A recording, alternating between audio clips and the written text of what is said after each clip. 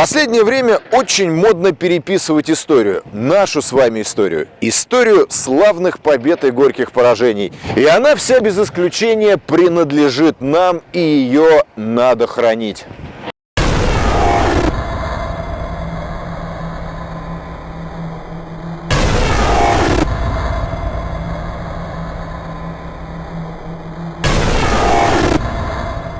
Так случилось, что человеческая память коротка, и чтобы ее немножко освежить, я приехал в один подмосковный недостроенный коттеджный поселок.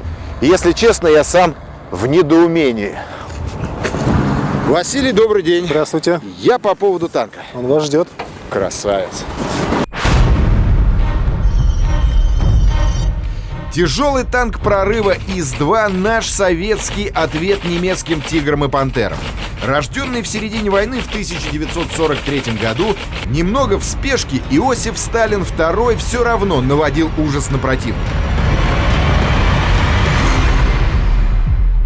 Меня мучает вопрос, зачем на территории строящегося коттеджного поселка нужен танк? Это пока здесь стройка, а через год здесь будет музей отечественной военной истории. Здорово. Орудие было неуравновешено с башней, что затрудняло ее поворот при крене танка. Но война диктовала свои условия. Надо было напихать вражеской техники по полной. Для выполнения столь необходимой задачи на Челябинском Кировском заводе ЧКЗ взяли танк с именем С-1 и модернизировали.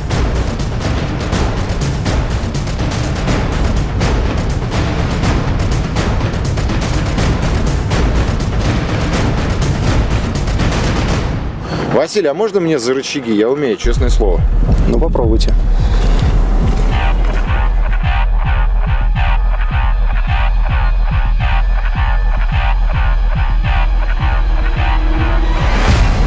Кстати, тут снизу 520 лошадиных сил.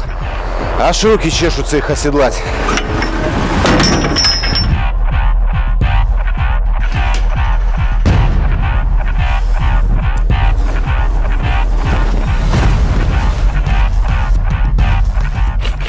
V-образный четырехтактный 12-цилиндровый дизель V2 ИС – это сила неспешная, но и неотвратимая.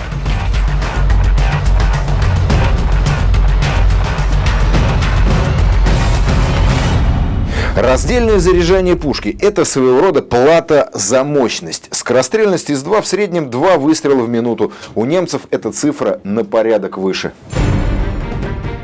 Зато при попадании во вражеский танк к нему однозначно приходил русский дед Карачун. Но не выдерживали гансовские скорлупки 25-килограммовой оплеухи русского танка.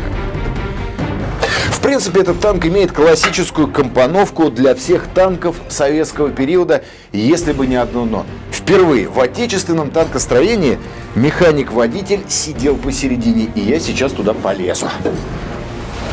Если бы я был ростом пониже, мне было бы намного удобней. А так только ногами вперед.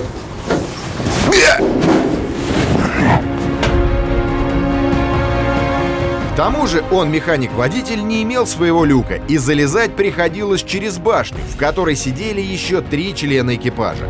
Этот минус стал роковым для многих молодых ребят. В случае возгорания машины они не всегда успевали выбраться вовремя.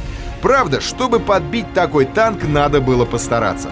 Лобовая броня достигала 120 мм, а боковая — 90. Так как танк классифицировался как тяжелый, он и был таковым. При длине с пушкой около 10 метров, ширине 3 и высоте около 3 метров он весил 46 тонн.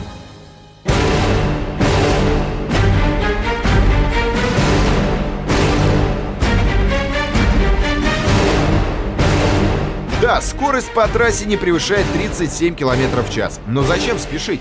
Радиус поражения цели около 3 км. К тому же огневая мощь не шуточная. На танке также установлены были 3 пулемета: Дегтярев 7,62 мм и ДШК 12,7. 2 спереди и 1 в задней части башни. Вообще, как бы ни говорили критики, танк получился очень удачным. Равные по мощи европейские аналоги были выпущены значительно позже. Почему, когда я за рычагами танка, мне всегда петь хочется от Курской Орла? Война нас довела до самых вражеских ворот. Такие, брат, дела. И даже после Великой Отечественной войны тяжелые танки прорыва ИС-2 верно служили Польше, Чехословакии, Китаю, Вьетнаму, Корее. А на Кубе, говорят, они до сих пор защищают береговые укрепления острова Свободы.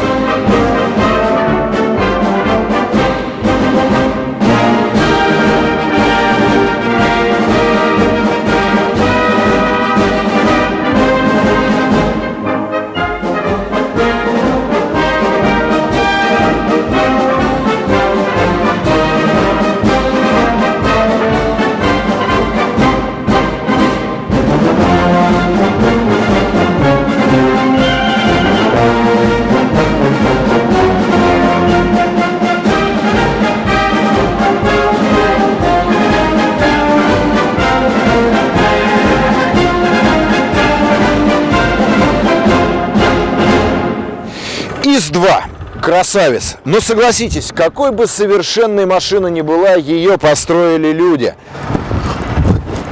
Наши с вами деды и прадеды, которые победили в Великой Отечественной войне. Не забывайте об этом. Ну а я продолжу охоту за динозаврами советского периода.